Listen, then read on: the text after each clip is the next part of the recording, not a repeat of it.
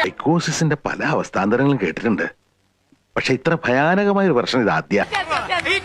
ഞാൻ ലെസ്ബിയൻ ആണെങ്കിൽ കൊള്ളാമായിരുന്നു എന്ന്. കാരണം എനിക്ക് ആണുങ്ങളെ ഇഷ്ടമില്ല. പക്ഷെ എന്നാലും ഞാൻ ഉറപ്പിച്ചു പറയുന്നു അയാൾ ചെയ്തിട്ടുണ്ട്. മനുഷ്യരെ പറ്റിച്ചതുപോലെ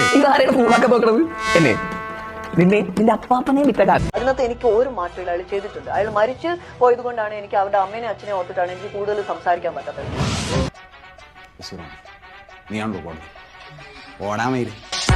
എന്തിനാണ് കൂടുതൽ വിഷമിക്കുന്നത്? ദീപകിന്റെ ആത്മഹത്യയിലാണോ അതോ ഷിംജിത ജയിലായാലാണോ? എവിടെയാണ് മരണം എന്ന് പറയുന്നത് ഈ ഭൂമിയിൽ ആദ്യമായിട്ട് നടക്കുന്നല്ല. ഇതൊന്നും വല്ലാണ്ട് നിസാര കാര്യമൊക്കെ എടുക്കല്ലേ. നിസാരം നിസാരായിട്ടില്ല തോന്നണ്. ഐശ്വര്യ ലക്ഷ്മി എന്നൊരു വ്യക്തി കുറെ കൂടി ശരിപക്ഷത്താണോ അല്ലെങ്കിൽ സ്ത്രീ പക്ഷത്താണോ? ശരിപക്ഷത്താണ്. കംപ്ലീറ്റ് ആയിട്ട് ഒരാൾ നമ്മൾ സംസാരിക്കുന്ന വിഷയങ്ങൾ നമുക്ക് യോജിക്കാൻ പറ്റാത്തതാണെങ്കിൽ ആ വ്യക്തി ഇവിടെ എതിർപ്പ് പ്രകടിപ്പിക്കില്ലേ? ആ സ്റ്റേറ്റ്മെന്റ് കണ്ടില്ല, അത് ഞാൻ ചോദിച്ചു.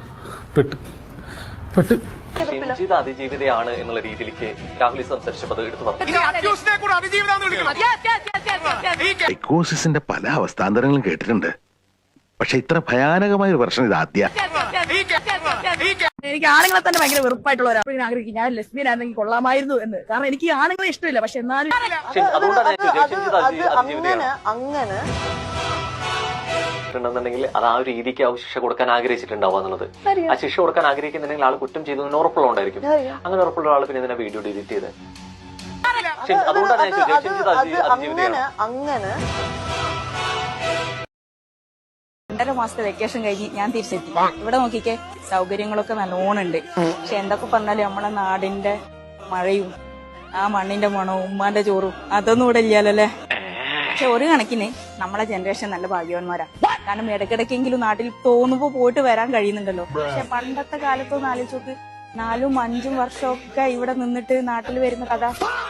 എങ്ങനെയാണെങ്കിലും നാട്ടിൽ നിന്ന് ഇങ്ങോട്ടേക്ക് തിരിച്ചു വരുമ്പോ ഉണ്ടാകുന്ന ഒരു വിഷമമുണ്ടല്ലോ, വലിയൊരു വേദനയുടെ കഥയായിരിക്കും അല്ലേ.